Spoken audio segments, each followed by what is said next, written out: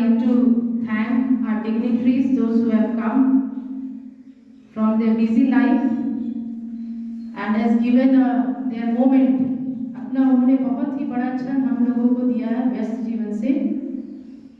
इस सम्मान समारोह, विदाई तो नहीं बोलेंगे, सम्मान समारोह में उन्होंने जो आए और हम लोगों के लिए एक बहुत बड़ी प्रेरणा का स्रोत बने। मैं सुबोध जी को तो बहुत काफी दिनों से, मैं 2.5 साल हो गया यहाँ, और मुझे याद है कि जब ये ऑपरेशन कराए थे आंखों की, तो ये 4 ही दिन मुश्किल से ये घर में रहे होंगे। तो मुझे भी आश्चर्य लगा कि ये कैसे है, मतलब जो ऑपरेशन करा के और तुरंत, क्योंकि हम लोग टीचर लाइन में हैं और तुरंत हमारा स्ट्रेस पड़ेगा, तो मैंने इनको खुद से बोला कि आचार्य अभी आप और 4-5 दिन आप घर में रहिए, क्योंकि आंख नहीं है तो कुछ भी नहीं रहेगा।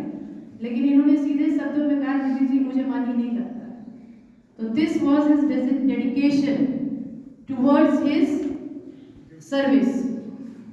जॉब तो नहीं बोलूंगी क्योंकि हम लोगों को जॉब है नहीं, सर्विस है। तो this was his dedication and from there only I can say that he is a man of all dignitaries. Means his ever smiling face. कितने भी ये मुसीबत में रहे, कभी कभी हो सकता है मैंने भी उनको बहुत हार्शली बोल दिया है, तो वो तो हमारी ड्यूटी है, but every time he was there with a smiling face to each and everyone. I would like to thank his family members. उनकी जो बेटियां हैं, लक्ष्मी तो है ही घर में, दोनों बेटी हैं, और सरस्वती का वास है इनके यहाँ, तो चंडी तो साथ रहेंगी जैसा इन्होंने कहा है। लेकिन अगर चंडी नहीं रहेगी, दुर्गा जी नहीं रहेगा, तो सब बेकार हो जाएगा। तो मैं उनके बेटर हाफ को भी थैंक यू कहूंगी, जो हर समय उनके कंधे से कंधा मिला के उनके हर चीज को, अगर ये नहीं रहती तो शायद, कहते ना वो रीढ़ की हड्डी है, अगर हड्डी नहीं रहती तो शायद सुबोध जी भी खड़े नहीं हो पाते। तो वो उनके लिए बहुत बड़ा बैकअप है। हम लोग भले हंसी मजाक में बोल देते हैं चटनी है ये है, लेकिन अगर आप उसको अच्छी तरह से समझिएगा तो वो उनकी बैकअप है, और वो हमेशा उनके साथ रहे। और उनका ये हंसमुख स्वभाव के लिए आचार्य जी ने बताया कि सबसे बड़ा जो स्माइल आता है वो परिवार से ही होगा। हम लोग वर्क प्लेस में रहेंगे, लेकिन इनकी जो फैमिली है वो बहुत ही एवरग्रीन रहे, और सबसे बड़ा अगर हम स्वस्थ रहेंगे तो सब कुछ संभव है। बीइंग अ डायबिटिक पेशेंट वो फिर भी हमेशा अपने कर्म को आगे बढ़ाएं, उसके लिए मैं इनको धन्यवाद देती हूँ।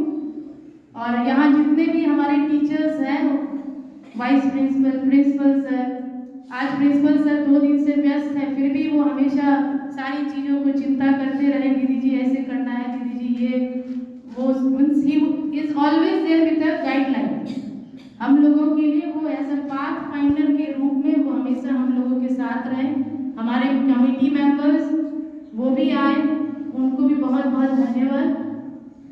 आचार्य जी लोग जो बहुत बड़े स्कॉलर्स हैं, आप लोग फ्रॉम 9 to 5 हम लोग थे, लेकिन फिर भी आप लोगों ने बड़े अच्छे से सब चीज़ों को सुना धैर्यपूर्वक, तो आप सबों का भी बहुत बहुत धन्यवाद।